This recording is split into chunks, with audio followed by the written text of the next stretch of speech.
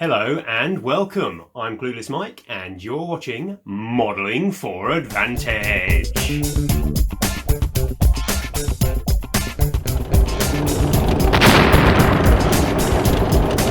Okay, so I'm doing an unboxing today. Let's see what the Kaiser has sent over. He has sent over a Drukhari combat patrol for Warhammer 40k. The Drukhari have just had a new codex come out, and this is a newly released combat patrol with loads of good stuff in. So we're going to crack this open and see what good stuff is inside. Okay, so here it is. Let's get in this bad boy. This being my second ever unboxing, I've actually been slightly more professional this time and already cut the cellophane. So we'll get that off of there. This is quite a big box, much bigger than the old Battle Force boxes that I remember, but I suspect it costs a bit more as well. So let's pull that out of there, get that off to the side. Let's go through what we've got. So we've got the standard instruction book and such that comes in these type of thing. It's pretty good, it's all full colour now, even though these kits are slightly older in the most part. I think these kits are at least 10 years old from when the Drukhari range was redone in 5th edition. Most of them have been given updated instructions with the new colour coding and such, and when they brought out that range of models they were top of the line stuff, and they still hold up really well today, all of that range of models. So all really good, all got lots of instructions. You've got all the stats for the models in the back here. The stats aren't really much use. You could play a very, very basic game with those, I suspect, but not much more than that. But useful if you need them, I suppose. Get that out of the way. Bases, little bags of bases. Most Drukhari models, I believe, are on a new size base, which is a 28mm. Certainly the Incubi, which I suspect this bag is for, are a 28mm. So that's good. Slightly bigger. These are the old 25s, which I suspect are for the Warriors. So let's get our first model out. This guy looks like he is the Archon. Not much on this, but I'm having a look. I'm thinking, is there more? I can see a couple of legs. I can see a head. Ah, there's the torso. So no, that is the entire Archon. You certainly wouldn't want to be buying this as a separate model. But he is a really useful model. The way Drukhari forces work now, there are 3 separate parts of the Drukhari army. There are the Covens, who are things like witches, succubi, things like that. There are the Cabals, which are the Archon, the warriors, the various sort of vehicles are mainly in those. And then lastly, you've got the, oh, I said it wrong. So actually the Covens are the Homunculus Covens. So they have the Homunculuses, the Racks, the Grotesques, all the kind of like the meat market stuff all sewn together. The witch cults obviously have the witches and the succubi and the Hellions and things in. So this is an Archon. He belongs in the Cabals, and he will generally form the heart of the new detachment. In the new Drukhari Codex, you're heavily encouraged to have a mixed detachment that has kind of like part of each of those 3 armies in it. And if you do make that detachment, you need to have an Archon, because there aren't that many different HQ selections in the Drukhari book. So you have to have an Archon who is your big army leader, and when you do, he gets loads of bonuses to help lead the big combined army. So one of these models is really a must-have if you're a Drukhari player, so a great inclusion in this box. I'm not sure if he comes with any options looking at this. He's got a sword and a pistol, so no options there really. The sword looks like it could represent a husk blade, which there's a special relic of called a gin blade, which is super good. So you're likely to want that anyway on the model, so no bad there. Next up are some of my favourite models in the entire Warhammer 40k. These are the Incubi. They used to be metal and then they became resin models, and even then they were fabulous models. But towards the end of, was it last year? I think it might have even been the year before, they brought out a box set of Eldar versus Drukhari, and inside that they released some new Incubi models, and these are them, multi-part plastic. They're just fabulous. They all have these giant great glaives. If I can zoom in nice and close, you can see that. I mean, that's the length of an Eldar model. It's just brilliant. You can have loads of different spiky bits all on the models. I'm not sure how much customization there is for a squad of 5. There might be some bit swaps. The arms, if you look at the join pieces, look like they probably could go on different models. So hopefully you can at least have the different kind of like weapon poses on different base models. But just fabulous models. And also in the new Drukhari book, Incubi, who are kind of like I think they're kind of like a mercenary type unit, so they can go in any of the other factions They are just brilliant. You're going to want at least a squad of 5, but absolutely bare minimum, probably a squad of 10. I've seen some people watching battle reports online that are fielding 3 squads of 10, so a full 30 Incubi. So again, buying this box, you'll get some really useful units out of it. So the Incubi, definitely one of those. Now, next up, what have we got? This is a vehicle sprue, obviously. This box contains both a Raider and a, I've got to try and remember what the other one's called, a Ravager. Go my brain. A Raider and a Ravager. I'm not sure. I suspect they both have exactly the same base. So let's have a see. Yeah, so those 2 sprues are exactly the same there and there. This one, let's say this is the Raider. A pretty useful transport vehicle. It's become better in the new rules because it can now hold 11 people instead of 10, which is really helpful because it means you can stick your full squad of 10 in there and stick a character in as well. Much needed, much improved.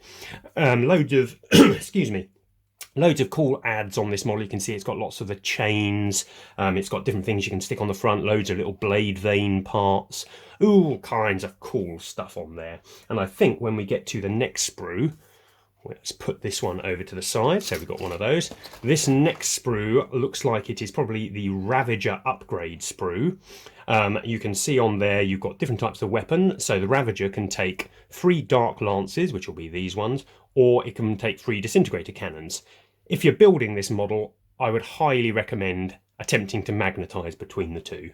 In this edition, it looks like the Dark Lances are probably going to be the better bet, but in previous editions, the Disintegrator was the better bet, and they seem to swap between them. The Dark Lance is a heavy anti-vehicle weapon, and this is a heavy anti-troop weapon, or anti-heavy troop weapon. So both are really useful if you can magnetise it, or it's possible that they may just even clip into their position on the sprue, so no magnets will be needed, just don't glue it in place. Highly worthwhile. There's a couple of crew members on here. I know some of the Drukhari vehicles come with crew that you can kind of like model hanging off it, but I'm not sure that these ones do. These ones look like the gunners because there's the gun arms over here. But again, you can see loads of extra little spiky bits on that. So put that over there and move this sprue there. I suspect if you're really good at modelling, you may even be able to make the Ravager so you can take the parts off the side, the 2 gun pods as it were, and run it as a Raider if you wish. So that might be useful, especially if you're buying multiple of these boxes. Okay, next up, these are the Warrior sprues. Here we go. So we'll come to those 2. So this looks like the Warrior sprue. There are 10 warriors in here. These are a base troop choice.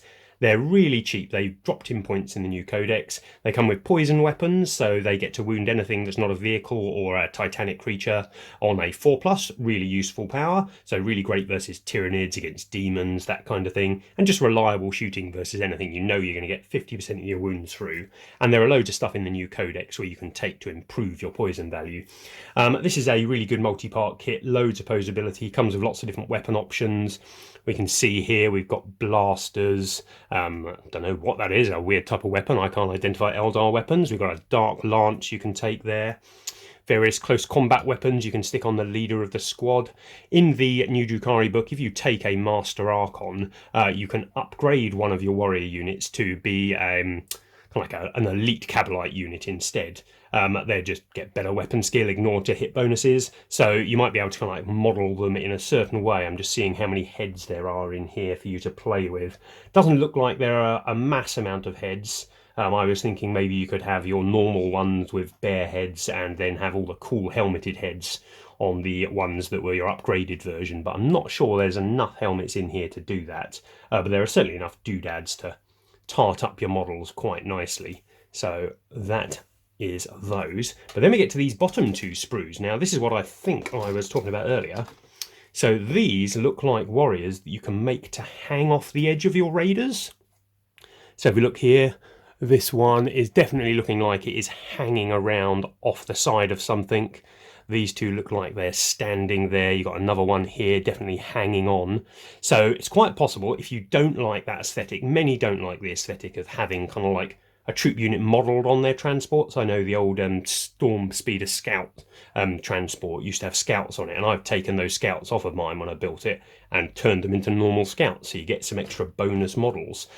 So I suspect you could do that here, and you might be able to use things like the heads that come to make some more specialised units. These have got more helmeted heads and a couple more bear heads. Looks like there might be 5 on here.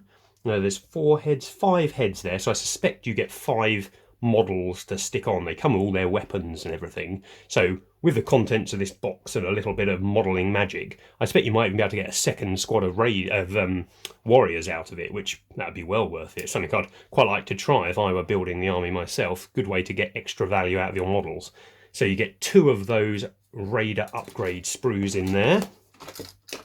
Flying stands, unfortunately, Dark Eldar models come with these awful old flying stands. I mean, the new flying stands that some of the Space Marine models are no better, but these ones are the ones where you stick it in the base there, and then it's got a top there, and then the model will have a slightly concave like dip in it that you can stick that in and glue it if you wish. Now, I'm never really sure what's the best way. Glue everything? You glue this to the base, glue that to the model, and it's going to snap when you lean on it. Don't glue that and just wedge it in and hope it doesn't move. Not sure. For my custodes, which are on similar things, obviously they're nowhere near as big as a raider.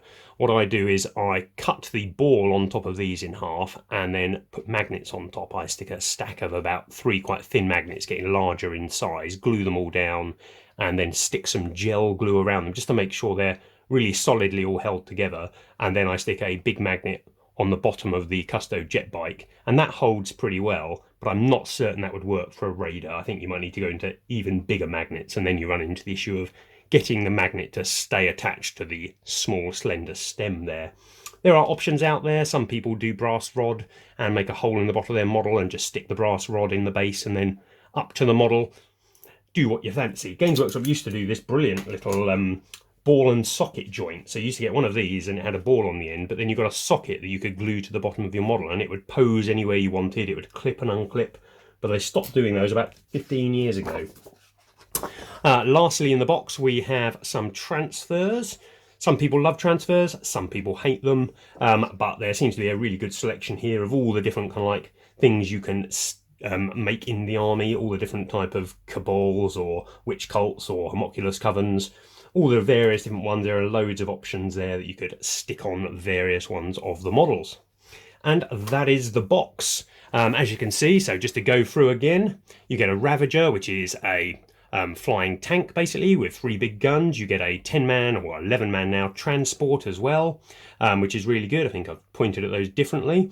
You get the 5 Incubi, who are just fabulous, really deadly close combat guys. You get the 10 warriors, basic troop choice, good at shooting, reasonable at combat now, and then you get the Archon, who's the leader. This box is really good value because all of those units are good, but also if you were to buy multiple of this box, all of those units you want multiples of. I could easily see 2 of these being the base of a Drukhari army. Be well worth it. All of that stuff you could use 2 of. You can use 2 Archons if needed, or you could convert one up if you wanted. But I would happily, if I was starting a Dark Eldar or a Drukhari army, I would buy at least 2 of these boxes as a start. Great value, great models inside, really good. Okay, that was that.